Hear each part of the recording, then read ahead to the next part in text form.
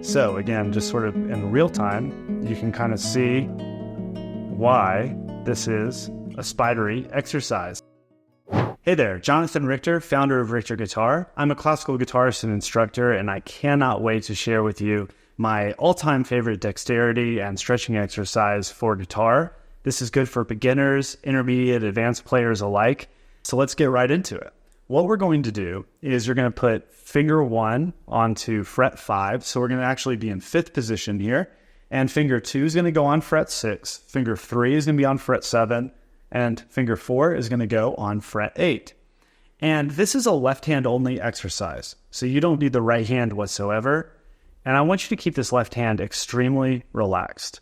The point of this exercise is to ensure that we are keeping a really, really nice balance, really good shape, even hand. It's not going way out to the side, and we're not playing with a ton of tension. So the first thing we're going to do is finger 1 is going to lift up and go to string 2. Then fingers 2, 3, and 4 together as much as you can, and at the same time are going to lift up and go to string 3. Finger 1 is going to jump up to string 4. Then fingers 2, 3, and 4 are going to go up to string 5. We're just kind of going every other string here. Then finger 1 is going to reach up and touch 6 and go back down to 4. Fingers 2, 3, and 4 go down to string 3. Finger 1 jumps right back down to 2. Fingers 2, 3, and 4 are going down to 1, and then finger 1 goes back. If that was exhausting for you, shake it off. Hopefully it wasn't too much. If it was, you're definitely putting way too much pressure down. You can barely even touch down onto the fretboard. This is supposed to be a very chill, very relaxed exercise. We don't need to go overboard here. Okay, let me just do this one more time, sort of a little bit faster pace so you can see it. Finger 1 goes there, then these are lifting up. And it is absolutely amazing how fast you're going to get comfortable with this exercise. Okay, let's move on. Now this time finger 2 is going to be the leader. So finger 2 is going to reach up and go to string 2. Fingers 1, 3, and 4 together are going to lift up and go to string 3. Finger 2 is going to lift up and go to string 4. Fingers 1, 3, and 4 lift up and go to 5. Finger 2 is then going to reach up and touch 6, go right back down to 4. Then 1, 3, and 4 together move down to 3. 2 goes down to 2. And we are back. There you go. So again, in real time, I kind of find that as you put some down, you can almost imagine it's sort of like a springboard effect. Look how I push down and then these come up at the same time. You kind of do this little navigation, almost like a seesaw, like you're launching someone off of the other end of the seesaw or something. Okay, so now finger 3. So I want to start off with a little caveat here. A lot of times when people are first learning guitar, people love to blame the pinky as being a really weak finger, a really awkward finger, but I'm here to tell you that finger 3 is actually the problem child finger. It is one of the most awkward fingers that we ever come across, and this exercise proves it. So if you find that finger 3 is a little bulky, unwieldy, and just difficult to use, you are not alone. It's very difficult, and it's something that we have to continue to work on as guitarists for our whole life.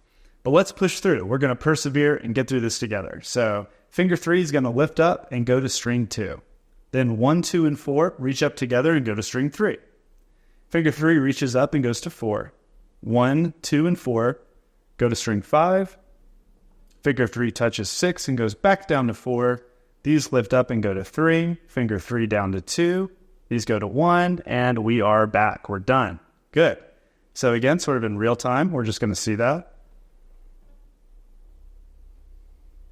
And you can just kind of see all the fingers working together like that.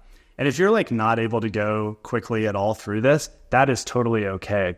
In fact, doing this exercise a few times a day, you will be amazed at how fast and how quickly you're able to see results and get better and better at this. Seriously, do this 3 times a day, and I guarantee you in a week, sometimes even within just a couple days or a few days, you're going to be moving through this way more swiftly than you could have imagined. So stick with it and try it every single day, and I guarantee that you're going to get great results. So last but not least, we have pinky. So pinky is going to go to string 2, 1, 3, and 4 go to 3, pinky goes to 4, 1, 3, and 4, reach up to string 5, pinky's going to reach up and touch 6, go right back down to 4, these go to 3, pinky goes to 2, these go to 1, and we are done. Well done. Awesome. So if that was really intense for you, really, really difficult, you can totally make a mental check mark here and be done. I do have a little bonus though. There's one more part to this exercise. So if you are ready for a slightly more advanced version, stick around and we will go over that. But if you're brand new, congratulations on getting through this first exercise. This is going to help with all kinds of aspects of your guitar playing. If you're just learning how to transition between chords, this is a really, really awesome exercise for getting those fingers to just kind of move either together as one unit, one collective unit, or to work independently. It teaches that finger independence and that group mentality that we need in our hands to be able to do all the complex and beautiful, fun stuff that we want when playing guitar. So if you stuck around for the advanced version of the spider, let's get right into it. We're going to start off in that same position, and this time figures 1 and 3 are going to move together up to string 2, and then 2 and 4 are going to reach up to string 3. Fingers 1 and 3 go up to 4. Fingers 2 and 4 are going to reach up and go to 5. 1 and 3, it's the same pattern as before, just touching 6, going back down to 4. Then 2 and 4 go down to 3. 1 and 3 down to 2. 2 and 4 down to 1, and we are home. So again, just sort of in real time, you can kind of see why this is a spidery exercise. Now let's do it with fingers 2 and 4. So now 2 and 4 are the leader, and they're going to go to 2. Then 1 and 3 are going to lift up and go to string 3. Fingers 2 and 4 are going to reach up together and go to string 4. Again, we really want these fingers to be moving together. 2 and 4 reach up and touch 6 back down to 4, because that's really the purpose of it. We don't want too much sort of leverage or lifting off the fingers that don't belong. We really want everything to work collectively or independently. This is all about muscle control and dexterity and independence. So again, with 2 and 4, this is absolutely my favorite exercise when I first want to play guitar for the day. So if you're fresh, maybe you haven't played for a few days or something like that, or even if you play a lot, as you can see, you will be able to really move through it efficiently and quickly. Not that speed is everything, but it just sort of shows that, keeping the hand relaxed and in a good position, this exercise is going to teach you the mobility, the dexterity, and the efficiency and accuracy you need to be able to land things quickly and really, really effectively when playing guitar. And that's what it's all about. That's what our instrument's all about. Accuracy, ease, efficiency.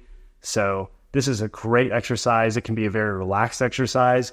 So if your significant other, friends, family, whomever around you is really, really sick of hearing you do the same thing over and over and over again, or you're watching TV or a movie and people are going to get mad at you for trying to play guitar over it, this is a really, really awesome exercise that's completely silent that you can do to work the hands and, not disturb others as well. I hope you enjoyed this video, and I hope that it really helps your hand develop independence and control and speed.